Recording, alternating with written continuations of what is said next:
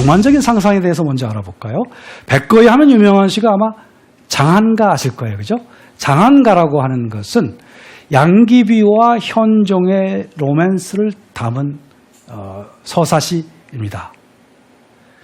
그런데 이 사실 보게 되면 양귀비하고 현종은 그렇게 로man틱한 관계는 아니에요. 아시다시피 현종은 자기 아들의 비였던 양귀비를 사실은 빼앗아서 자기 비로 삼은 거예요.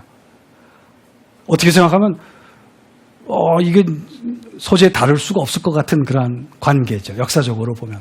그런데 백거이는 그러한 부분은 뺐어요. 그리고 무엇을 강조했느냐. 양귀비가 이 현종의 사랑을 받았지만은 결국은 알록산의 난 때에 사천성 서쪽 쪽으로 피난을 가다가 이 장안에서 얼마 떨어지지 않은, 지금 시안에서 얼마 떨어지지 않은 곳에 마외파라는 곳이 있습니다. 거기서 군사들이 반란을 일으켰죠. 좀 울분을 일으켰죠. 그게 뭐냐면 바로 저 여자 때문에 우리가 이런 죽을 고생을 하고 있는데 저 여자를 죽이지 않으면 우리는 한 발짝도 움직이지 않겠습니다. 이렇게 돼가지고 당현종이 할 수 없이 양귀비를 군사들 손에 넘겨서 마외파에서 양귀비가 죽고 맙니다. 그래서 이 현종은 피난해 있다가 결국은 장안으로 다시 돌아오게 됩니다. 그러다가 양귀비하고 같이 지냈던 바로 화천궁 이것을 둘러보면서 양귀비가 없는 곳에서 그 쓸쓸함을 느끼게 되고 아주 그리워하게 되죠. 이때 한 도사가 양귀비를 찾으러 나간다라고 해가지고는 양귀비를 만나봤다라고 하면서 돌아와서 양귀비의 이야기를 들려줍니다. 자, 마지막에 도사가 들려주는 이야기가 바로 이런 구절이 나옵니다.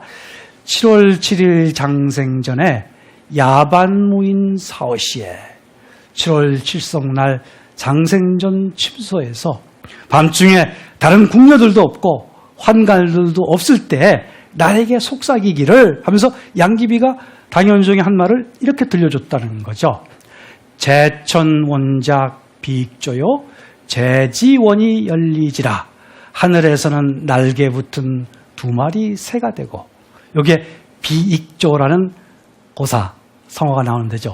그 다음에 제지원이 열리지 땅에서는 가지 붙은 두 나무가 되자 하였다.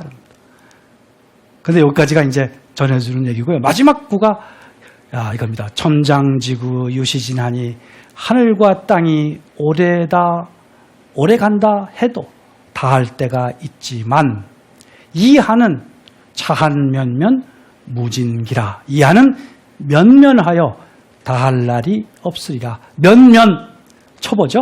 와가지고서 길게 늘어진다는 뜻입니다. 천장지구 노저에 나오는 말인데요. 이 말을 사용해서 이 천장지구라고 이 우주관은 영원하다고 해도 이것도 끝날 수는 있어.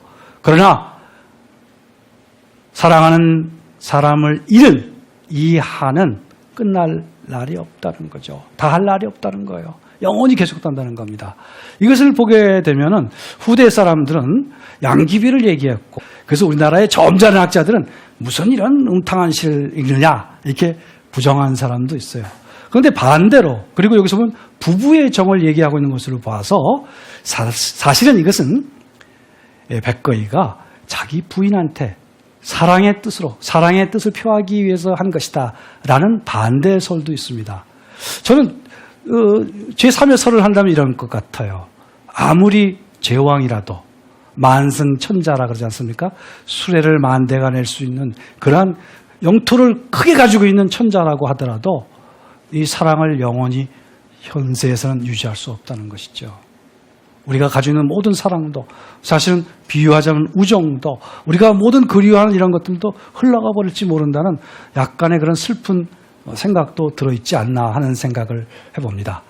자, 여기 마지막에서 나왔던 다시 태어나더라도 하늘에선 비익조가 되고 땅에서는 열리지가 되자라는 비익조 열리지라는 이 성어가 매우 유명한데요. 바로 이것은 이 서사시의 맥락을 떠나서도 역시 그 사랑하는 사람과 영원히 함께하고 싶어하는 그러한 뜻을 담은 성어로서 지금도 쓰이고 있습니다. 자, 이런 낭만적인 시만이 아니라 백거이는 특히 젊었을 때 관직에 있을 때 더 아주 풍요의 시를 많이 남겼습니다. 이 풍요라는 것은 넌지시 에둘러서 정치적인 비판을 하는 시입니다. 아주 한시에서는 매우 중요한 장르라고 할까요? 양식이라고 할 수 있는 이러한 것이 풍요시입니다. 자, 바로 이 백거이는 젊은 시절부터 시라고 하는 것은 단순하게 서정시만 있는 것이 아니라 정치적인 기능이 있다는 것. 물론 정치적인 기능을 가진 것도 서정시라고 넓게 말할 수 있겠지만 시가 정치적인 기능을 가지고 있다는 걸 알고 있었어요. 그래서 간서라고 하는 것은 군주에게 올리는, 간하서 말리는, 그 정치가 잘못됐다고 말리는 그런 공식적인 글로 곧바로 지적해서 말하기가 어려울 때는 그때 시로 노래하여서 그것이 차츰차츰 전해져서 군주의 귀에 들리기를 바랬다. 그래서 우리 군주가 세상 일에 대해 듣는 것을 더욱 넓히고 나란 일을 걱정하고 애쓰는 것에 도움을 주고자 했다라고 해서 시의 정치적인 기능을 중요시했습니다. 그리고 그러한 것을 구현한 것이 바로 메타논과 같은 지금 신악부입니다. 악부라고 하는 옛날에 음악 관서에 사용되어 있고 널리 유통되는 음악이 있지만 그렇지 않고 새로운 주제를 담고 새로운 악곡으로 짓는 신악부인데요. 50수나 지었어요. 이것을 아주 리얼리즘이라고 할까 현실주의를 좋아하는 분들한테는 이 시가 백거이의 최고작으로 늘 꼽히는 거죠. 그중에 32수는 보게 되면 궁궐에서 소용되는 이 소모품을 구입할 때 환관들이 억지로 사들이는 겁니다. 맞아요. 제값을 주지 않고 사들이는 것을 이야기를 함으로써 백성들이 얼마만큼 이 고단한 삶을 살고 있느냐 이 얘기를 하고 있고 넓히자면 그 조그마한 사항을 이야기함으로 해서 특권계층, 착취하는 계층에 대해서 비판하고 있는 시입니다. 그중에 유명한 것이 메타논입니다. 바로 숯을 파는 노인이라는 뜻이죠.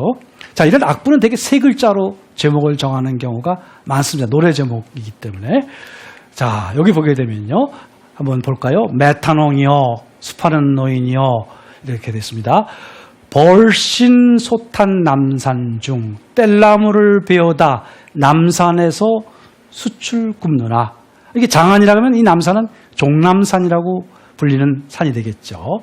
그래서 만면진회 연화색 얼굴 가득 먼지와 검불 연기불에 그을리고 그 다음에 양빈창창 십지흑 양쪽 구레나룻은 창창이라는 말은 아주 푸르다는 뜻으로 해석되지만 아주 검다 못해 푸른빛이 도는 겁니다. 그래서 제가 거무튀튀 이렇게 한번 해봤어요. 그래서 십지흑, 10손가락이 다 새카맣다 이겁니다. 숯을 맨날 굽느라고. 그래서 자, 이 노인이 결국은 매탄득전 하소영, 저 숯을 팔아서 돈을 얻으면 무엇에 쓰는가? 영이라는 건 영위한다, 쓴다는 겁니다. 무엇에 사용하려고 그러냐? 결국은 자기 옷 입는 거, 먹는 것밖에 없어. 신상, 의상, 구중식. 몸에 입는 옷하고 입에 넣는 먹을 거, 그걸 구하는데 고작 쓰려고 큰 힘든 노동을 하고 있는 것이다, 이런 얘기죠. 그런데 가련, 신상의정단이라 가련하게도 그 사람은 그걸로 힘들게 노동을 하고 있지만 걸치고 있는 옷이라고는 그저 헛옷이야. 그러면서도 마음으로는 시무탄천 원천하니라. 마음으로는 이 숯값이 떨어질까봐, 숯값이 떨어질까봐 그저 천한이라는 말은 하늘이 차갑다는 말은 날씨가 추워지기를, 그것만을 바란다는 얘기입니다. 그래서 야래 성상 일척설. 그런데 얼마나 이 숲하는 노인한테 잘 됐는지 눈이 왔어요. 이젠 제 때다, 제가 받을 때다, 이런 기분으로 밤중에 성에, 이 성상의 상자는 뭐 우유란 뜻이 아니라 성부군이라는 뜻입니다. 여기서 성 바깥이 되겠죠. 한잔한 눈이 쌓였어요. 그러자 효가 탄거 전빙철이라. 효니까요, 새벽에 수레를 몰아가지고, 수술 실은 수레를 몰아가지고 전빙철, 빙철은 얼음길입니다. 얼음길을 갔다가 굴러갔는데 땀 흘리고 가다 보니까 우곤인기 일이고 손은 지치고 그 노인 사람은 아주 굶주렸어. 그런데 해는 벌써 하늘 높이 떴어요. 그래, 이게 피곤하니까 시남문에 니중허리라. 이 시장 남문박, 아마 남대문쯤 생각하면 되겠죠. 거기에 진흙덩이 속에서 잠시 수레를 놓고 쉬고 있었다는 얘기죠. 그런데 갑자기 편편양기 레시수, 편편은 훌훌이라는 뜻입니다. 훌훌 달려오길 두 기마가 달려오는데 오는 그 사람이 누구냐? 보았더니 황의사자 백삼하다. 황의사자는 누런 옷 입은 사자라는 얘기인데 궁사, 결국은 환관입니다. 환관이고 백삼하는 아주 흰 적삼을 입은 아마 환관을 돕는 그런 시동이겠죠. 이 사람들이 오는 거예요.